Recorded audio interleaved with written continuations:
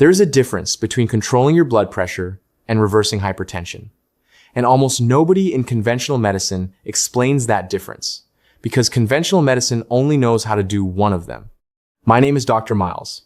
I've spent 13 years in emergency medicine, and I need to tell you something that your prescribing doctor may never say out loud. The blood pressure pill you take every morning does not fix anything. It manages a number. It manipulates fluid volume or vessel tone to move a reading on your monitor in the right direction.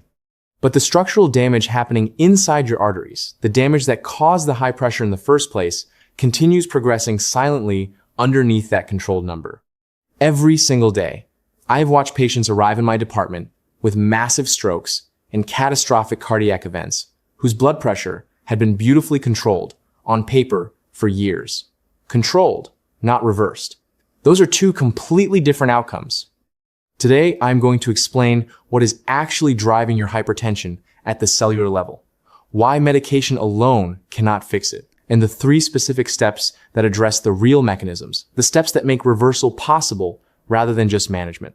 Stay through all 3, because the third one is the mechanism almost no doctor ever explains, and it may be the most important factor in your specific situation. What hypertension actually is, and why the standard explanation is incomplete. You have been told that high blood pressure is essentially a plumbing problem. Too much pressure in the pipes. The solution? Reduce the pressure. Take a pill that removes fluid, or relaxes the vessel walls, or slows the heart. The number comes down. Problem managed. But here is what that explanation leaves out entirely. Your arteries are not pipes. They are living structures made of 3 distinct layers, each with a specific function. The innermost layer, the one in direct contact with your blood, is called the endothelium. And lining the endothelium is a microscopic protective coating called the Glycocalyx. Think of it as the Teflon lining inside your arteries. When this coating is intact, your vessel walls are protected from inflammation. Blood flows smoothly without friction, and your arteries produce a gas called nitric oxide that keeps them relaxed, flexible, and open. When this coating is damaged by high blood sugar, chronic inflammation, oxidative stress, or processed food, the vessel wall becomes exposed. Inflammatory molecules attach. Plaque begins to form. Nitric oxide production drops. Your vessels constrict and stiffen. Your blood pressure rises. Here is the critical point that changes everything. No blood pressure medication repairs the glycocalyx. ACE inhibitors do not restore it. Calcium channel blockers do not rebuild it. Diuretics do not touch it. The medication brings the number down, while the underlying damage, the stripped Teflon coating, the inflamed vessel wall, the lost nitric oxide production, continues exactly as before. This is why people with perfectly controlled blood pressure still have strokes. The number was managed. The disease was not. The 3 mechanisms driving your hypertension and what actually fixes each one. Mechanism number 1, glycocalyx damage and lost nitric oxide. Every time your blood sugar spikes above 140 milligrams per deciliter after a meal, it damages the glycocalyx. The sugar molecules react with proteins in that protective coating, making it stiff and fragmented. Over years of repeated spikes from white bread, white rice, pasta, pastry, sugary drinks, the coating deteriorates. The vessel wall underneath becomes chronically inflamed. Nitric oxide production collapses. And without nitric oxide, your arteries cannot relax. They stay in a state of persistent constriction that no amount of dietary salt reduction will fully correct. The fix is not a supplement. It starts with stabilizing post-meal blood sugar. Not eliminating carbohydrates, eliminating the specific carbohydrates that send your blood sugar from 90 to 180 in 30 minutes. Refined grains, added sugars, ultra-processed foods, replace them with whole vegetables, legumes, berries, and moderate portions of intact whole grains. Your post-meal blood sugar stays below the damage threshold. The glycocalyx begins to rebuild. Nitric oxide production recovers. And here's something almost no doctor will mention. Isometric exercise specifically restores nitric oxide production by creating shear stress across the endothelium. Squeezing a hand grip device at moderate resistance for 2 minutes, resting, and repeating 4 times, 3 times per week has been shown in multiple studies to lower systolic blood pressure by 10 points or more within 8 weeks. Not because it manages pressure, because it retrains your endothelium to produce nitric oxide the way it was designed to. Mechanism number 2, arterial stiffness. In 13 years of emergency medicine, I have seen what a hypertensive artery looks like in a crisis. The flexibility is gone. The wall is rigid. And that rigidity tells a story that the blood pressure number alone never tells completely. Here is what happens structurally.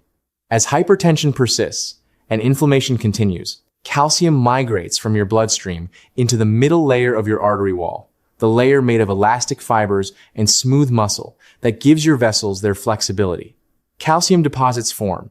The elastic fibers are gradually replaced by stiff collagen. The vessel wall begins to behave less like living tissue and more like calcified bone. Your systolic pressure rises because the stiff aorta cannot absorb the pressure wave from your heartbeat. Your diastolic pressure drops because the stiff aorta cannot recoil to maintain forward flow. The gap between your two numbers widens, and that widening gap is one of the most underused predictors of cardiovascular risk in clinical medicine. The reversal mechanism here involves a protein called matrix GLA protein, MGP. This protein acts as a traffic director for calcium in your body. When MGP is activated, it directs calcium toward your bones where it belongs, and away from your artery walls. MGP is activated specifically by vitamin K2, the MK7 form, at doses of 180 to 360 micrograms daily. Vitamin D3 works alongside K2 to ensure redirected calcium is properly incorporated into bone rather than recirculating. And magnesium, specifically magnesium glycinate at 400 milligrams daily, acts as a natural calcium channel blocker at the cellular level, preventing calcium from crystallizing inside vessel walls in the first place. These three nutrients working together do not manage arterial stiffness. They address the biochemical mechanism that created it. Mechanism number 3, the insulin kidney lock. This is the mechanism most doctors never explain, and it is the reason salt restriction fails so many people with hypertension. Your kidneys control blood pressure by regulating how much sodium stays in your body and how much is excreted. This system works correctly when insulin is at normal baseline levels. But when insulin is chronically elevated through constant eating, insulin resistance, or prediabetes, it locks your kidneys into sodium retention mode. Your kidneys hold on to sodium regardless of how little salt you consume. Retained sodium means retained fluid. Retained fluid means elevated blood volume. Elevated blood volume means persistent high pressure. You could eliminate the salt shaker entirely. If your insulin is chronically high, your kidneys will recycle every milligram of sodium in your body. The lock is insulin, not salt. And most doctors never check fasting insulin levels. They check glucose and A1C. Normal glucose can coexist with significantly elevated insulin for years before blood sugar begins to rise. During that entire window, the elevated insulin is both driving hypertension and damaging vessel walls. The most effective way to lower chronic insulin levels is time-restricted eating, condensing meals into an 8-hour window, and fasting for the remaining 16 hours. During the fasting window, insulin drops to true baseline. The kidneys are unlocked. Sodium excretion normalizes. Blood volume decreases. Pressure drops, not because it has been forced down pharmacologically, but because the mechanism driving it has been corrected. Studies show this approach lowers systolic blood pressure by 10 to 12 points within 8 weeks without any change in what is eaten only when. Combining time-restricted eating with resistance training 2 to 3 times per week further improves insulin sensitivity at the cellular level, reducing the insulin load your pancreas must produce with every meal. One essential clarification before you act on this. I am not telling you to stop your blood pressure medication. That would be dangerous and irresponsible. What I am telling you is this medication manages the number while these 3 protocols repair the mechanisms that created it. You need both, working simultaneously. As your glycocalyx heals, as your arterial flexibility improves, as your insulin normalizes and your kidneys unlock, your pressure will begin to drop on its own. That is when you have a conversation with your doctor about gradually reducing medication under careful supervision. You do not stop the medication. You earn your way off it by fixing what caused the problem.